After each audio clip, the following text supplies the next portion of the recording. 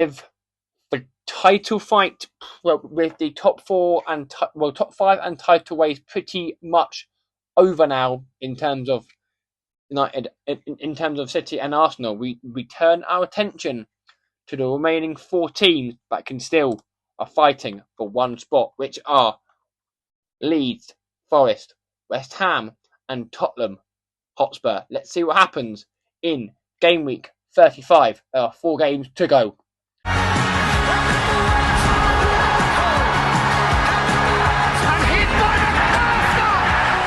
Liverpool are the champions for their people, with their people.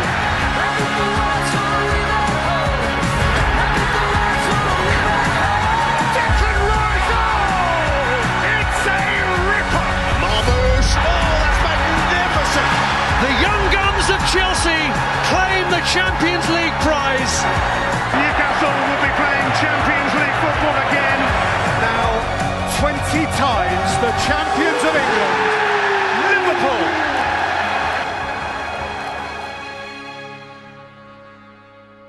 Yes, with the gap at the Premier League 3 points, but City do have a game in hand though. Let's see what will happen in this game, and we're going to start on Friday night.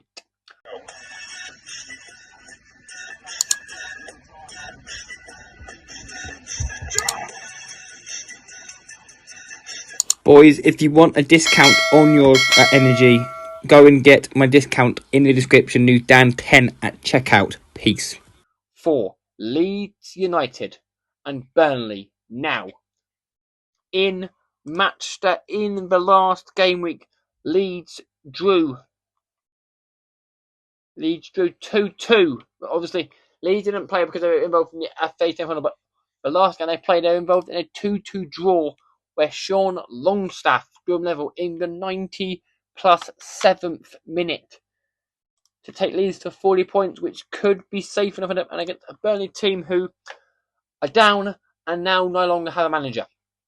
Today at about 9 o'clock, Scott Parker resigned from Burnley with mutual consent, so he will no longer see out the rest of the season. But Leeds need a couple more wins to guarantee themselves Premier League survival. 2-1 to Leeds United. We have ourselves a guest. His name is aka Jack, aka Footy King. So he is going to give us his Leeds and Burnley prediction. Now we. Alright Dan, big thanks for getting me back onto your channel. Sorry about the quality of this video. I am kind of shooting this on the go and trying to do it in quite a quick time because I've got a deadline of this meeting I have to get, so I'm just trying to squeeze these predictions in as quick as I can. But yeah, we're going to run through 10 fixtures. Big thanks to Dan for getting me back on the channel. Make sure to drop a like and subscribe to his channel, of course, if you're watching this, guys. And yeah, let's jump in. So we've got Leeds Burnley in the first game. That's Friday Night Football. In this one, I mean, Leeds are already pretty much safe. Well, them and Forest, people are going, it's 2 horse race between Spurs and West Ham for relegation now. I mean, but those teams will not be thinking that, right? I mean, yes, they're obviously most likely one of them are going to go down, but I still think Burnley are down for me. They're not going to get enough points. But I think they're playing for pride. Leeds, obviously, they'd like maybe another 3 points just to get over that line and get them near enough close to safety.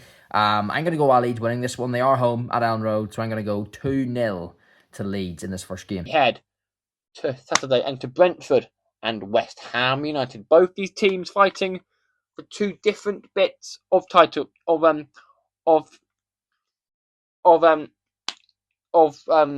league position. Brentford had 5 games unbeaten, then they lost. West Ham, on the other hand, won their last match day. We'll get it. Brentford lost 2-1 to Manchester United, and West Ham beat Everton in the 90 plus 2nd minute, thanks to a goal from Mr. Reliable Callum Wilson. Yes, to pull them away from the drop zone. West Ham need it because Spurs have a very difficult game on May the 3rd. And I'm going to say, in this game, this could go anyway. But I'm going to go with a West Ham. It would be a draw. 2-1-1 between Brentford and West Ham. And Jack, what are you saying in this game? Second fixture is at 3 o'clock. Then I've got the games in front of me, so don't go wrong here. Because this week's a little bit different. Because obviously Liverpool's at 3:30, which is a weird kickoff time on Sunday. But we'll get to that in a second. So we do have Brentford West Ham then.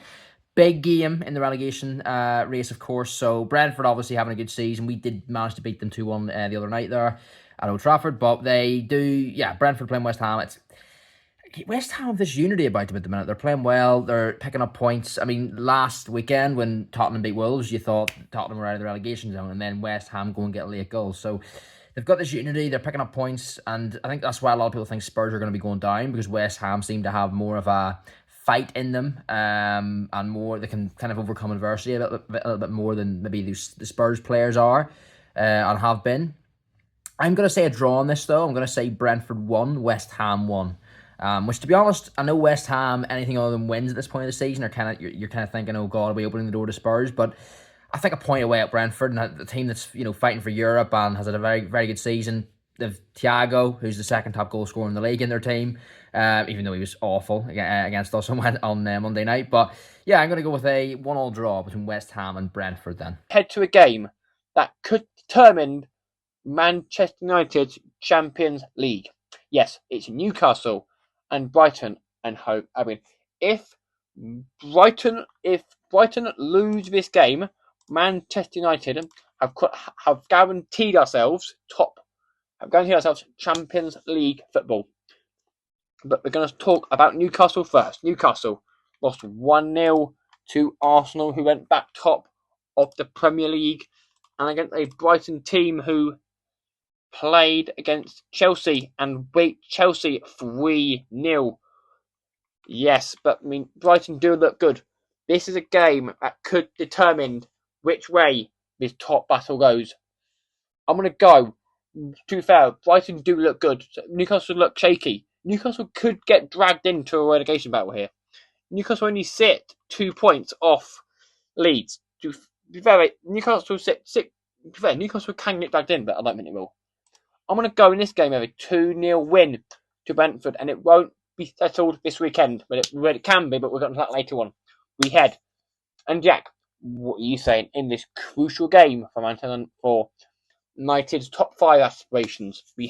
Next up, we have Newcastle Brighton then. I'm jacking down on my MacBook here, which is why I'm probably zooming in on the camera, so apologies for that one. But yeah, and I'm going to try and keep this camera as straight as I can. You know what? I'm going to actually switch over to the other hand here, so it might be easier for me. Right, Newcastle Brighton then.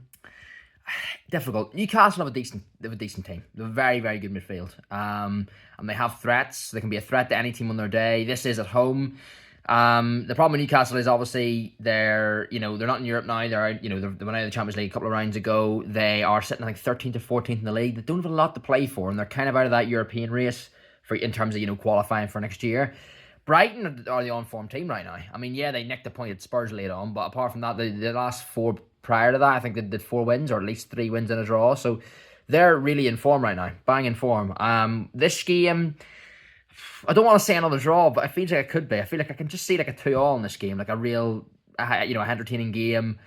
A lot of goals being scored both sides, but yeah, you know what? I'm gonna go with 2-2 with Newcastle against Brighton. Head to already relegated Wolves and Sunderland, who are high flying. Sunderland sit in 12th in the league, can mathematically still get European football. If you told me that Sunderland could get European football in their first season back in the top flight, you would do doing based on my arm off. They to be fair, they did get destroyed in the last game by 5-0 against Nottingham Forest. However, they're playing against a Wolves team who did lose to, surprisingly, Tottenham Hotspur. Yes, we'll go on to Spurs and that in a moment, but Wolves did lose. Both these teams lost. If some of them want to get into that race for Europe, they need to the game. They've got to win. I'm going to go with a 3-0 win to Sunderland. And Jack, are you saying Sunderland to win it?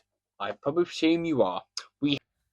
Next game then we've got, boys, is a Wolves Sunderland. So Wolves, again, they're playing for pride. Tottenham narrowly beat them last week. Sunderland, I can see another draw in this one, though. I feel like Wolves aren't the easiest to beat just now. They're playing for pride. I know they're technically the worst team in the league, but I mean, yeah, I think that I think they're going to pick a point here. And Sunderland have a little bit off the boil recently. They have had a good, season, a returning season to the Premier League, but beat 5-0 by Forest. I think they were beat the previous weekend as well, if I'm not mistaken. Or maybe it was a draw. But yeah, they're not quite just firing on all cylinders the way they were earlier in the season. So I'm going to go with, again, a 1-1 draw between Wolves and Sunderland. Head now to league leaders Arsenal against Fulham. Arsenal can extend their lead to 6 points if they win against Fulham. However, Fulham did beat Aston Villa, fellow Champions League chasers. Fulham could still mathematically get European football. It's all very, very close. From, let's say, Brighton in 6th to Sunderland in 12th, there's 4 points. So basically, there's 4. Even Palace is still in, not Palace, but yeah, there's 4 points between 6 teams. It's so close. One defeat and you're gone. Chelsea were 6th, and now they're 8th. Chelsea have looked, to be fair, to have lost the last 5 games, not to be fair, but yeah, we're gone at the moment. But yeah, this game I'm going to go with a 2-2 draw. And Jack, what are you saying in this game? We head.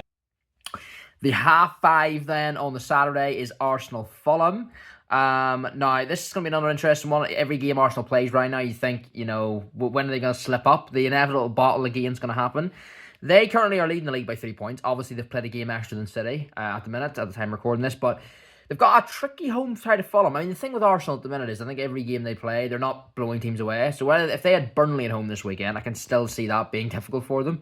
They only beat Newcastle 1-0 last week, and it was quite unconvincing. I mean, if anything, Newcastle were probably the better side in a large part of that game. So they're certainly not playing like champions, but they're getting results. They got that result last Saturday. Let's see what they do this week. But Fulham won't be easy. Fulham are fighting, their own battles right now. They're fighting for a European place. So I mean, some people would say they're fighting for a Champions League place, but it's probably a little bit beyond it.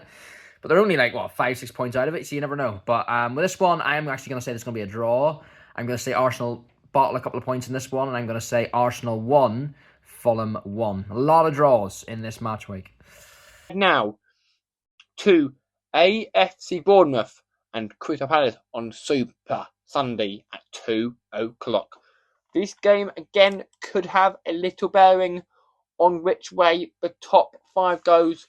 This is if Brighton lose, and if Brighton win, I'm not sure how it works, but Bournemouth are 6 games unbeaten, and they're playing against Crystal Palace, who lost 3-1 to Liverpool, but have matters of a European semi-final in their realms of possibility. And in this game, I'm going to go with a 2-1 win to AFC Bournemouth. And Jack, what are you saying in this game? Bournemouth against, who's that? Bournemouth against Palace then, next game. Okay. Bournemouth Palace. Difficult. It's difficult to call. Bournemouth started the season really well. They're still sitting in a decent league position. Palace, their eyes are on Europe. They're, what are they, semi-finals of Conference League? It's difficult to call this one, man. Bournemouth at home are quite a strong side. There's tight ground. There only is 10,000 fans in the ground. It's quite tough for the away teams sometimes in that. And the fans are so close to the pitch as well. I'm going to say Bournemouth win this one against Palace. Yeah, it makes sense. Bournemouth are fighting for Europe. Palace kind of have their eyes elsewhere. I'm going to say 2-1 to Bournemouth in this one. Head to the game that if results don't go away, this game could be the Champions League for Manchester United. It is Man United and Liverpool. If we beat Liverpool on Sunday, we can qualify for the Champions League. We sit 11 points above Brighton with 3, 6, 9, 12 points. There are 12 points still available to play for. So we need a single point from 4 games to qualify for Champions League. However, we've gone on one recently where we've beaten Brighton. Liverpool have won. We have beaten Chelsea. We lost to Leeds, but that was our only slip up though in this battle of one. And I'm going to say Man United Liverpool is always a game for the ages. I'm going to go with a 2-2 or draw to see us get a point we need to qualify for Europe and for the Champions League. And Jack, what are you saying for this game? Can we get Champions League football this game week? And we moved to that was a Sunday game, wasn't it? Yeah, Sunday at 2 o'clock, Bournemouth Palace, and then we have obviously the big one, United Liverpool, 3:30, by the way, on Sunday. Sorry, which is crazy. I mean, why have they made it an hour earlier? It's crazy. I don't get that. It's 2 o'clock and then 4:30, and I'm doing the marathon in my country this week, the Belfast Marathon. So really inconvenient for me because I'm hoping I can be back home in time, and an extra hour would have been really good to be back home for 4:30. Whereas now it's 3:30. It might be a little bit more tight, but United Liverpool, I'm going to back my team, of course. I think at the minute,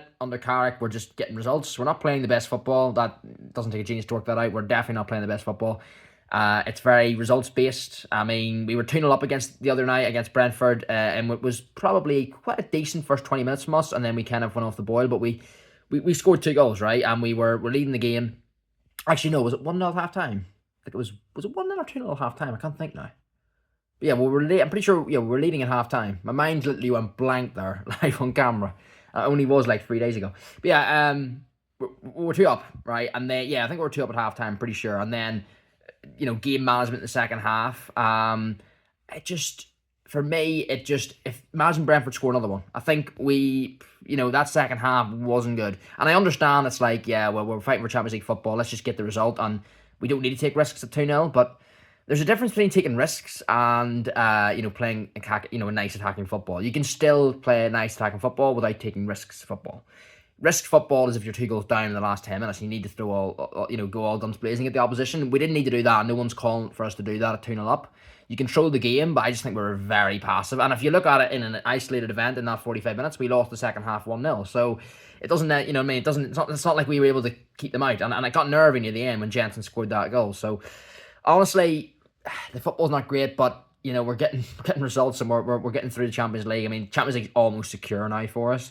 If we win on this game on Sunday, I think it's pretty much done. But yeah, obviously United Liverpool's always a massive game. I'm gonna say 2-1 just seems like an obvious score. I'm gonna go 3-1. 2-1. Everyone always goes if it's a tight game 2-1. I'm gonna say we're at 3-1, man. I'm gonna say we start well, we get an early goal, Liverpool equalise, and then we get 2 in the second half and win at 3-1. Casemiro with 1, Bruno with 1, and then Bruno's not playing well at the minute. Sesko 1. We'll say that 3-1 United. We head to Aston Villa and Tottenham Hotspur. But yes, this game is massive at both ends of the Premier League table. In Villa's quest for top 5 and Liverpool and Tottenham's quest to stay in for the Premier League. Now, Tottenham Hotspur did beat Wolves for the first time this season. However, first win since December for Spurs, may I say. December. So 4 months.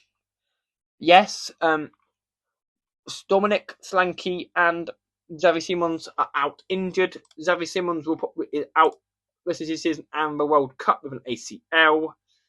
And Solanke probably has a hamstring problem, so probably will miss the rest of the season as well. And in this game, I am going to say Aston Villa. What can really need to win this game? I'm going to go with a 3-1 win to Aston Villa. Sorry, Spurs fans. And Aston Villa Tottenham. This is huge. Absolutely huge. Now, Villa are at home. Villa aren't playing that well. Villa were well within that Champions League spot a while back. They were 3rd as well. Obviously we've overtook them slightly, albeit we are actually a point on points. We're 3 points ahead of them now, I'm pretty sure as well. Obviously Liverpool are now 4th and Villa are now 5th. Villa and Liverpool are on the same points, but Liverpool are better goal difference. Villa, they're in danger of missing out in Champions League, to be honest. I think the only thing saving them right now is Chelsea. The Chelsea have dropped off, so there's now I think a 6-point gap. So even if Villa get 5th, that's going to be a Champions League place. Brighton, though, are on the up, and if Brighton, win a couple more and Villa drop a few more points, Brighton could be starting to believe they're going to get that 5th spot. This one with Villa Tottenham, I actually think Tottenham are going to get something from this. I don't know why. It doesn't really make much sense, but you can see, because I know, yes, Villa aren't playing the best, they're not getting the best results recently, but, and you look at Tottenham and you think, God, how do you expect them to win? But I just think a draw in this. I really do. I just feel like there's going to be... I just can't see Villa winning it. I don't know why. I just think Tottenham are going to build on that last week, even though it was an awful performance against Wolves. Like, they got the result, but oh my God, the goal was, the goal was out of nothing. And the rest of the performance wasn't exactly convincing against a team that was 20th in the league, is it? So, yeah, but it's what that result will do for them and the confidence and the mentality of the team. That's the big thing. It's not even, oh, you just won it. Because if you look at that last week from Tottenham, it's not exactly a very inspiring or, it doesn't inspire confidence in fans, that specific performance. But the result might bring better performances and more confidence in the side now and more morale because they finally won a game. So I'm going to say Villa 1. No, I'm going to say Villa 2, Tottenham 2 in this. A 2-all draw, which, depending on how West Ham's result goes, could be a poor result for Spurs, could be a decent point. But, the way Spurs will look at it right now, they're chasing, so they need to win all games. And we head to the last 2 games of the game week. It is on Bank Holiday Monday, made a full preview for Chelsea and Nottingham Forest. Chelsea obviously parted ways with Liam Rossinion over the last week. They have got Callum McFadley back in for the last 2 games, which they beat Leeds in the FA Cup, but did lose their last game 3-0 against Chelsea. However, Forest have put 5 past Sunderland. Yes, 5 goals past Sunderland. Forest, if Forest want to get out of relegation zone, this is a game they've got to fight for. Chelsea look under good form. I'm going to say 2-2 in this game. We head to the last. Oh, and Jack, what are you saying in this game? We've got 2 more of them. We've got Chelsea Forest. Now this one, it's at Stamford Bridge, which is the reason I'm going to say Chelsea win this. If Chelsea have any hope of getting Champions League football, they really need 3 points here. So I think they will beat Forest, and I'm going to say 2-1 Chelsea. It won't be easy, though, when Forest are in a relegation scrap technically themselves, so, and they're fighting to get, kind of clear of West Ham and Spurs. So they'll not make it easy for Chelsea, but I think Chelsea will, I'm going to go 2-1 on this one. Chelsea to win. Head to the last game of this game week, which is at the Hill Dickinson Arena for Everton and Man City. This is Man City's time to close the gap. Yes, Man City have been shafted a little bit with fixture congestion in the Premier League. 4 games in the Premier League in 5 games in the space of about 6 weeks. Not what I would call good. Man City, however, have got an FA Cup final to look forward to. Did beat Burnley by 1-0. Erling Haaland, 24 goals for Erling Haaland this year. It's the most highest goal scorer in the league against an Everton team who did lose. But City, if they want to pile the pressure on Arsenal with the game, they're going to win. Man City will find a way. They always find a way. 3-0 Man City. And Jack, what are you saying in this game? And final game of the match week then, we have Everton against Man City. City again, they're going toe-to-toe Arsenal for this Premier League title. This time of the year, City just come into their own usually. They done the hard work in beating Arsenal at the Etihad 2 weeks ago. So that was the major game where they kind of got themselves back in the title race. Obviously, the pressure's still on though. They still need to keep winning games, especially if Arsenal keep doing the same. You'd imagine though if City win the remaining 4 games or 5 games of the league season, they're going to win the league because you'd imagine Arsenal will still drop a few. But yeah, I'm gonna say City win this. It is at Goodison Park though, or not Goodison Park. The Hill Dickinson Stadium now, of course, Everton's home ground. So it won't be easy, but I'm going to say Everton 1, Man City 2. That's what we're going to say for that one. Won't be an easy one, though. And Everton away, whether it's Goodison from years gone by or whether it's their new stadium, it's not easy. And Everton are a good side this year, and they're another team fighting for Europe. There's a lot of teams from kind of that 5th to kind of 8th or 9th, 10th place that could all have a realistic chance of getting Europa League or Conference League, just getting into Europe next season, depending where they finish. So all these teams are fighting, man. The likes of Brighton, Fulham, Brentford, these type of sides. So, and Everton are the same. So let's see. But I think 2-1 City in this one. Big thanks to Dan for getting me on the predictions. Pleasure as always. It's been a while since I've been on it, actually. So it's good to be back on. I hope this camera quality, I'm just shooting this with a phone. Very unprofessional of me, I know. But hopefully it does the job. And there's our 10 Premier League predictions for this upcoming weekend. Big thanks again to Dan. Make sure to subscribe and drop a like on the video to help him out. And thanks again, guys. See you later, man. that will bring game week 35 to an end. I will see you lot on Monday for the second legs of the Champions League semi-finals. We have some blockbuster ties there to look forward to. Two very interesting and different ends of the Champions League scale. One which is really close, or two not really close, but a lot of goals in both the game. Well, 9 goals in one of them, 2 goals in another game. Find out who will be in the final opportunity. But for now, I'll leave you with: will it be Spurs or West Ham gaining the advantage in that relegation battle?